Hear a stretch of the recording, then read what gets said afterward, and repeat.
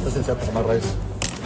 الأصل في الإنسان البراءة، ولا يجوز المساس بها إلا بأدلة دامغة وقاطعة لا يرقى بها إلى الشك أو التناقض.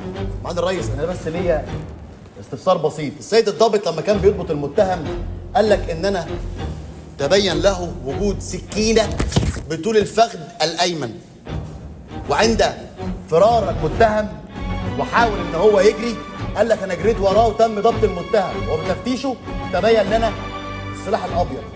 هل من المنطقية والمعقولية إن المتهم يجري بين منطقة سكنية وما وضحش لينا السيد الضابط المنطقة فين بالظبط؟ قال لك بمنطقة الحرية. لم يثبت لنا أو يوضح لنا العمارة السكنية رقمها كام، ما وضحش. طب بجوار إيه؟ ما وضحش. المصدر اللي بلغه وقال له إن في فلان يدعى كذا وموجود وبيبيع مخدرات، ماشي.